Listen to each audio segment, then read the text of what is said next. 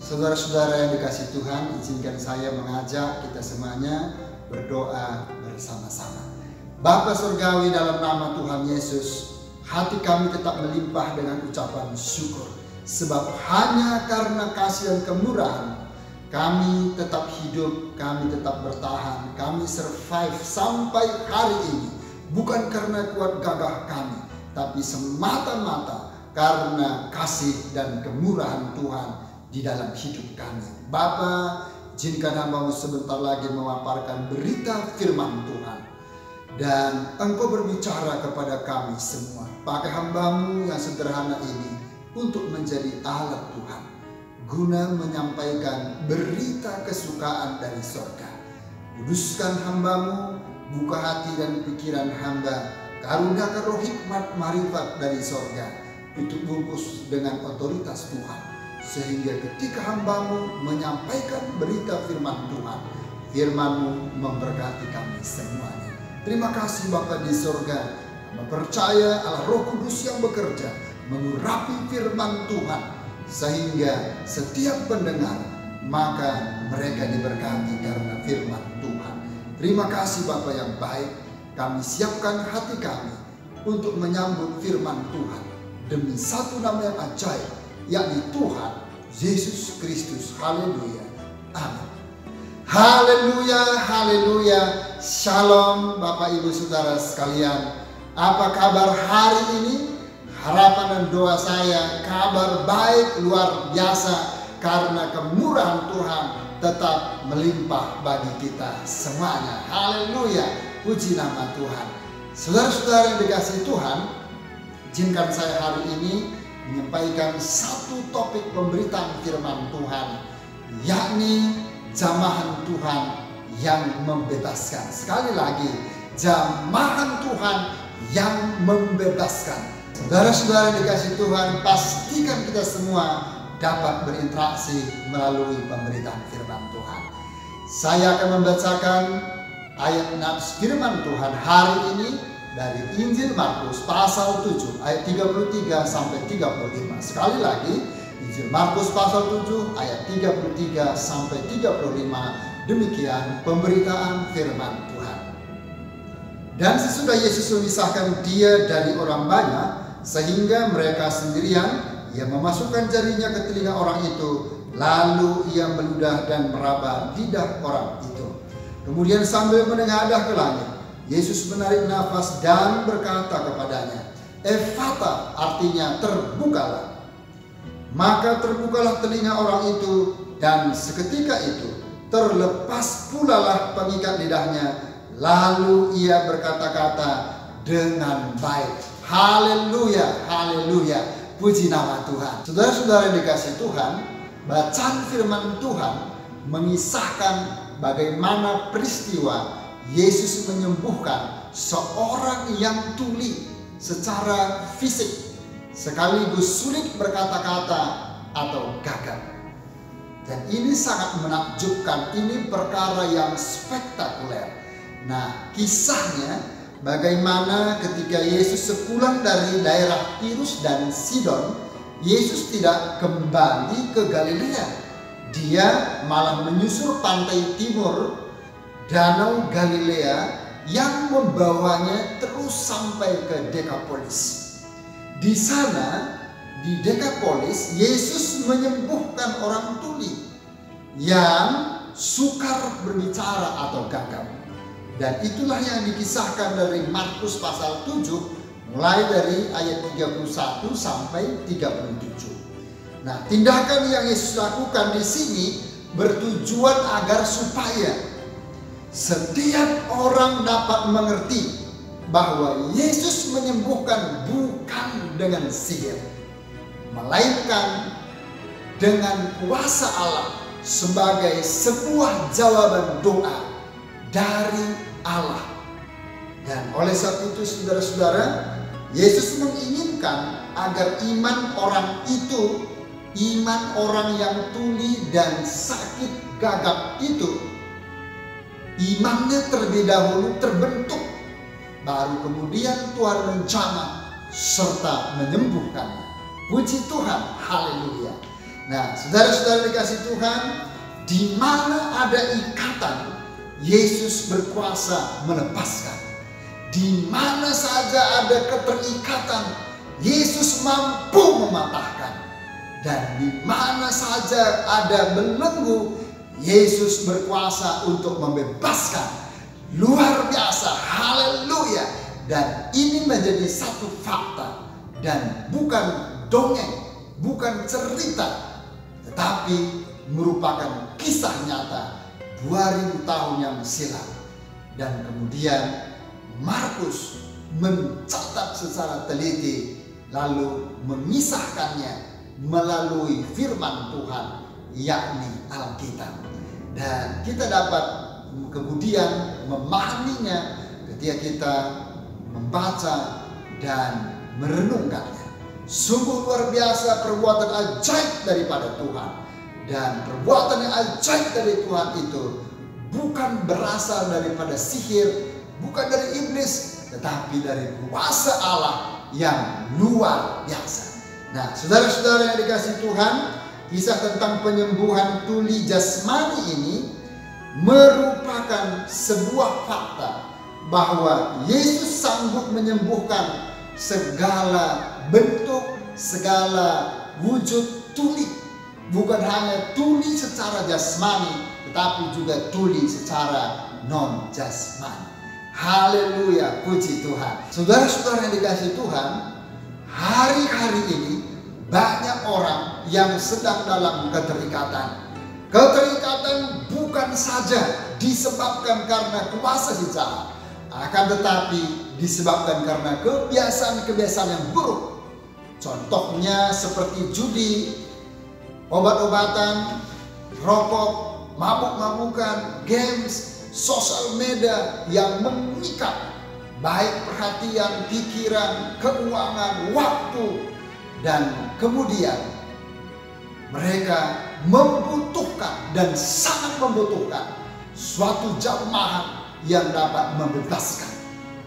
Dan oleh sebab itu saudara-saudara, kuasa yang dapat membebaskan bukan lahir dan diproduk oleh dunia, dan bukan juga dapat dibebaskan oleh diri kita sebagai manusia.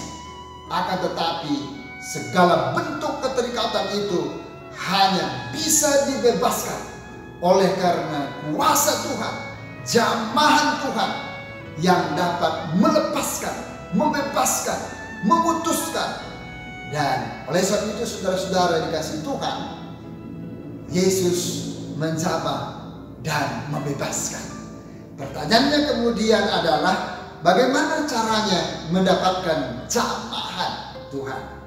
Sekali lagi, bagaimana caranya mendapatkan jamahan Tuhan?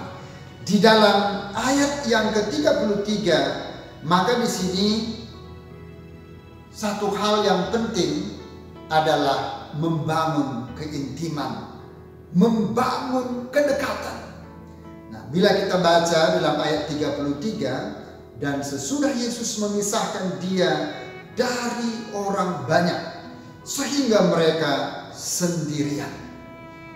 Yesus kemudian memisahkan orang yang tuli dan sulit berkata-kata itu. Memisahkan kemudian dari orang banyak.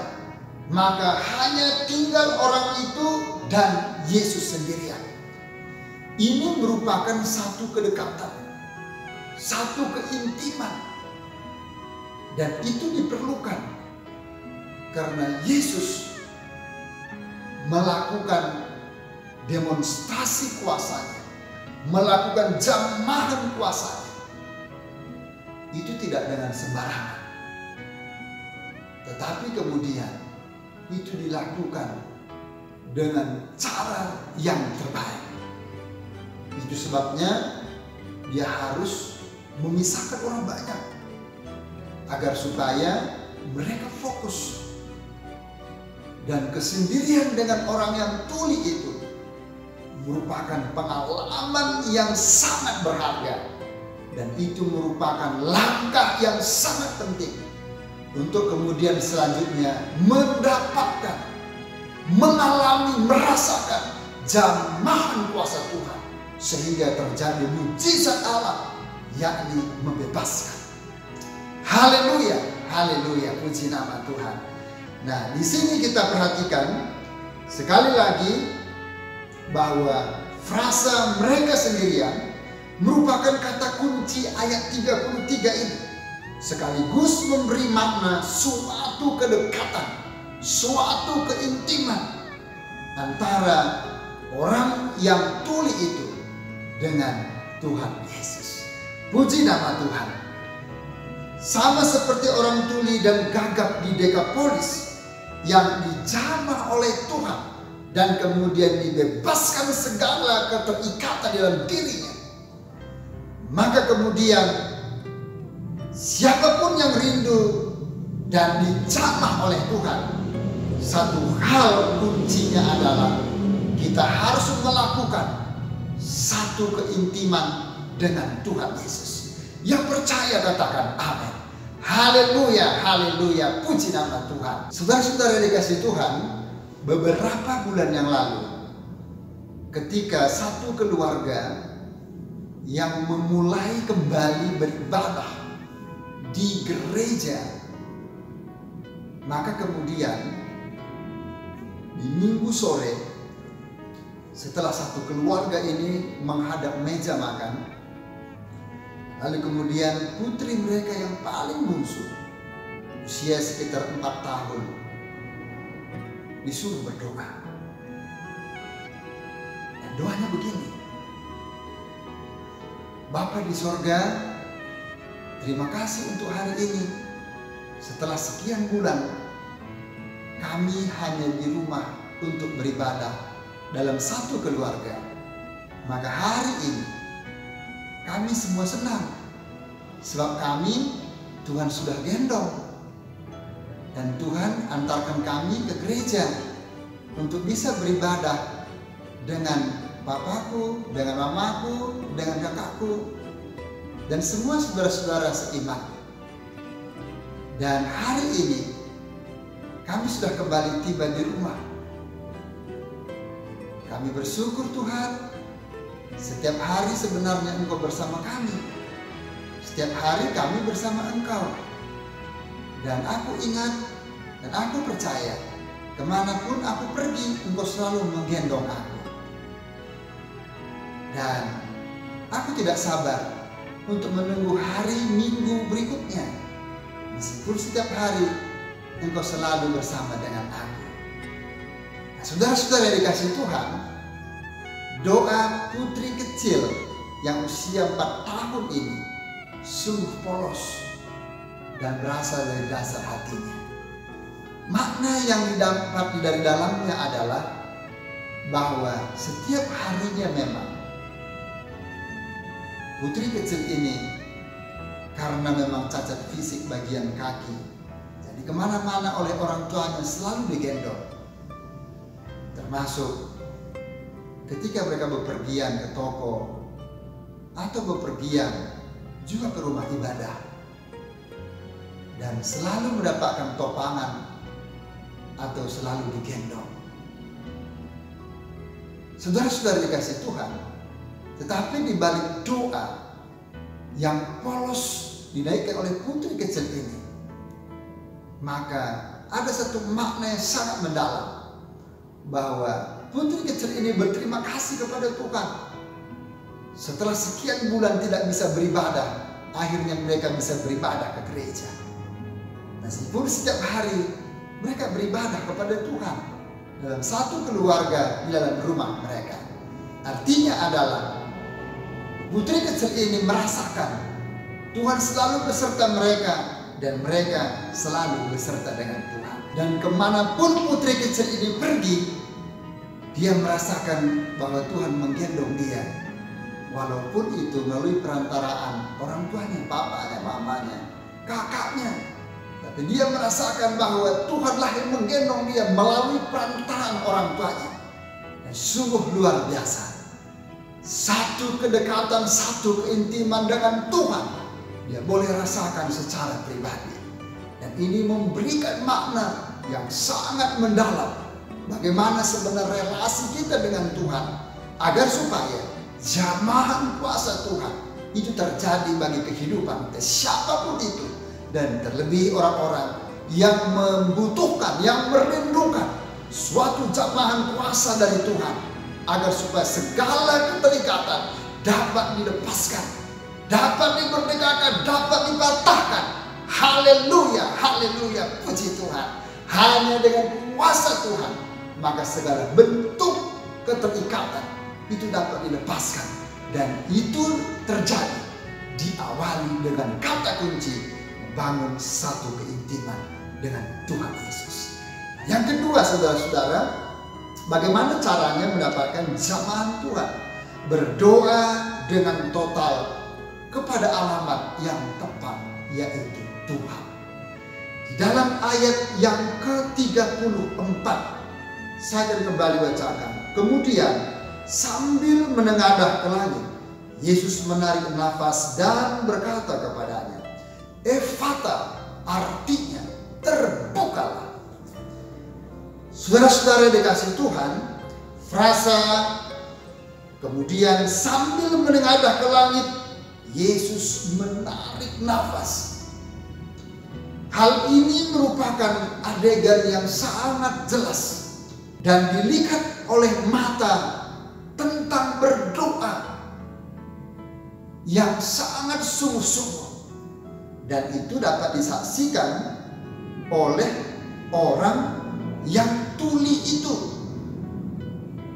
Dan ini juga menunjukkan kesungguhan Yesus berdoa kepada Bapa di surga untuk menerima jamahan yang ajaib dan luar biasa itu. Saudara-saudara dikasih Tuhan, tidak sedikit orang yang begitu merindukan jamahan dari Tuhan, kuasa Tuhan yang dapat membebaskan. Tetapi kemudian dengan sikap dan praktik doa mereka yang bukan total. Itu sebabnya firman Tuhan berkata, bukan setiap orang yang berseru kepada Aku, Tuhan, Tuhan, akan masuk dalam kerajaan surga. Artinya adalah bukan setiap orang yang berdoa maka kemudian Tuhan menjawab doanya. Tetapi Tuhan melihat dari sampai kepada dasar hati. Apakah orang yang bersangkutan sungguh-sungguh berdoa? Apakah orang yang bersangkutan dengan total berdoa? Apakah orang yang bersangkutan fokus berdoa kepada Tuhan? Dan orang-orang yang berdoa dengan total kepada Tuhan, maka seluruh pengharapannya, seluruh imannya diarahkan hanya kepada Tuhan. Tidak ada sandaran yang lain, tidak ada kekuatan yang lain. Namun seluruh aspek kehidupannya dibawa kepada Tuhan. Orang yang berdoa berarti orang yang ingin menyampaikan seluruh keluh kesahnya kepada Tuhan, ketidakmampuannya kepada Tuhan, dan permohonannya yang setulus-tulusnya kepada Tuhan dibawa kepada Tuhan, dimohonkan kepada Tuhan, agar supaya Tuhan ikut campur tangan, supaya Tuhan menjawab, dan Tuhan dijadikan jawaban satu-satunya. Dan ketika Tuhan menjawab, maka jamahan Tuhan turun, maka segala bentuk keterikatan, bentuk belenggu-belenggu yang mengikat dia akan dibebaskan oleh Tuhan, akan dimerdekakan oleh Tuhan, akan dipatahkan oleh Tuhan, sehingga terjadi pembebasan, terjadi kemerdekaan, terjadi kelepasan yang luar biasa.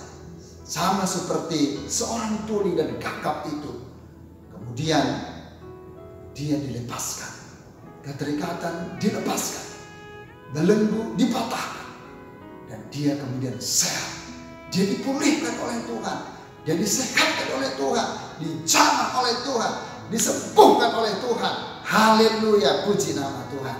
Jadi saudara-saudara dikasih Tuhan, berdoa dengan total kepada alamat yang tepat, yakni Tuhan, Sang Khalik langit dan bumi, di dalam Tuhan Yesus Kristus.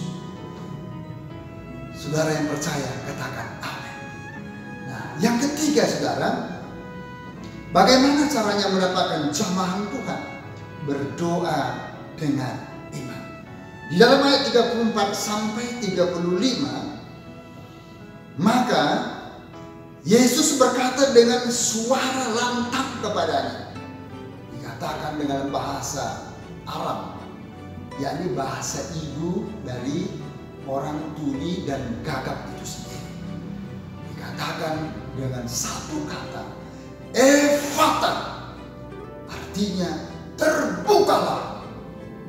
Dan hentakan suara yang sangat lantang itu disampaikan oleh Yesus.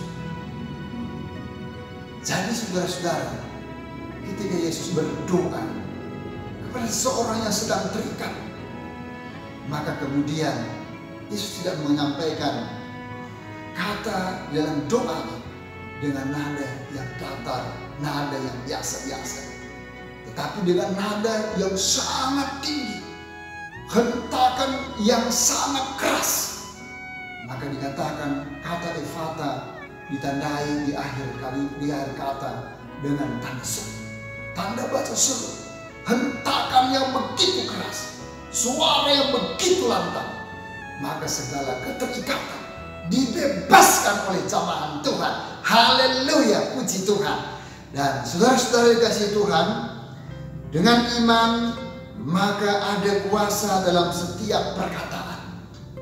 Dan Yesus memiliki iman bahwa Allah sanggup melakukan segala perkara sejauh itu sesuai dengan perkenaan Tuhan. Dan di sini Yesus sebagai manusia, dia memohon kepada Bapa di sorga agar supaya apa yang dia mohonkan, Bapa pasti menjawab, Bapa pasti mendengar, Bapa pasti menolong pada saat itu juga. Dan itu adalah iman, sebuah harapan yang dibangun dengan satu kepercayaan penuh total dan diarahkan kepada Tuhan dan bukan kepada yang lain. Haleluya, puji nama Tuhan. Jadi saudara-saudara, berdoa dengan iman adalah doa yang harus kita lakukan di dalam setiap doa kita. Ingat bahwa setiap tindakan kita yang tidak disertai oleh iman, maka itu dosa. Dan doa yang disertai dengan iman itu mendatangkan kuasa daripada Tuhan. Doa yang disertai dengan iman berarti kata-kata yang kita ucapkan, kita yakin penuh, kita percaya penuh, kita berharap penuh bahwa Allah Khalik langit dan bumi yang memelihara setiap harinya, dia berkuasa bukan saja untuk menyembuhkan orang yang sakit, dia bukan hanya berkuasa yang menyediakan dari tidak ada menjadi ada, tetapi juga sebaliknya, dia juga berkuasa membuat orang yang sehat menjadi sakit, bahkan orang hidup menjadi mati. Saudara-saudara yang dikasihi Tuhan, dengan iman maka kemudian ada kuasa dalam setiap perkataan yang diucapkan, yang kita naikkan, yang kita paparkan. Maka tidak ada kata yang menjadi sia-sia, tidak ada kata yang mubazir, tidak ada kata yang tidak ada kuasa. Tetapi setiap kata yang kita ucapkan, yang kita naikkan, itu menjadi sebuah doa. Maka kemudian orang yang berkata-kata, terlebih-lebih berhadapan dengan sakit penyakit, berhadapan dengan keterikatan, berhadapan dengan belenggu-belenggu, maka kemudian sama seperti Yesus, ketika dia memperkatakan, maka kuasa perkataan itu menjadi nyata di dalamnya. Maka kuasa Tuhan turun, Tuhan menjamah melalui kuasanya, terjadi kelepasan, terjadi pembebasan, terjadi belenggu-belenggu yang dimerdekakan. Dan belenggu itu dipatahkan oleh karena jamahan kuasa Tuhan yang dahsyat, yang luar biasa. Haleluya, puji nama Tuhan. Nah, saudara-saudara yang dikasihi oleh Tuhan, jamahan Tuhan itu membebaskan. Berapa banyak di antara kita hari-hari ini yang merasa terbelenggu? Mungkin bukan terbelenggu atau terikat secara jasmani, mungkin secara rohani. Hati kita terbelenggu, jiwa seorang terbelenggu, pikirannya terbelenggu, perasaannya terbelenggu, pengharapannya terbelenggu, kebahagiaan terbelenggu. Oleh sebab itu, saudara-saudara membutuhkan jamahan Tuhan yang membebaskan. Adapun caranya untuk mendapatkan jamahan Tuhan yang membebaskan dengan cara membangun keintiman atau kedekatan dengan Tuhan Yesus. Berikutnya berdoa dengan total kepada alamat yang tepat, yakni kepada Tuhan Sang Khalik langit dan bumi di dalam nama Tuhan Yesus Kristus. Dan yang ketiga berdoa dengan iman bahwa segala perkataan kita adalah sangat berkuasa. Maka kemudian katakan dengan iman bahwa saya membutuhkan jemaat yang membebaskan seluruh aspek kehidupan kita. Maka terjadilah seperti yang Anda perkatakan. Tuhan Yesus memberkati kita, dan mari kita berdoa bersama-sama. Bapa Surgawi, dalam nama Tuhan Yesus, hati kami kita melimpah dengan ucapan syukur sebab hanya karena kasih dan kemurahan-Mu izinkan kami boleh mendengarkan firman Tuhan. Bapa, kami bersyukur untuk jamahan kuasa-Mu yang membebaskan. Ada banyak hari-hari ini orang yang terbelenggu, orang yang terikat, apapun bentuk wujud nama dari keterikatan mereka. Kuasa Tuhan sanggup untuk membebaskannya. Di dalam nama Yesus terjadilah kelepasan, dan roh Tuhan terus bekerja. Dan biarlah anak-anak-Mu Tuhan datang kepadamu dengan membangun satu hubungan yang intim bersama dengan Tuhan. Mereka datang dengan penyerahan total, dengan doa total kepada alamat yang tepat, yakni Tuhan Sang Khalik langit dan bumi dalam pribadi Tuhan Yesus Kristus. Berdoa dengan iman sehingga setiap perkataan mendatangkan kuasa daripada Tuhan. Terima kasih Bapa di sorga. Katakan kuasa jamahan-Mu yang membebaskan kepada setiap orang yang menaruh harap dan berseru kepada Engkau. Terpujilah nama-Mu Bapa. Allah Roh Kudus, teguhkan firman-Mu serta meteraikan supaya menjadi rema. Mampukan kami untuk tetap percaya kepadamu, hidup dan berjalan on the track dalam firman-Mu, serta menjadi pelaku-pelaku firman Tuhan. Bapa, hiburkan semua umat-Mu, kuatkan mereka, teguhkan mereka, berkati mereka. Di dalam nama Yesus terjadi seperti yang kami perkatakan.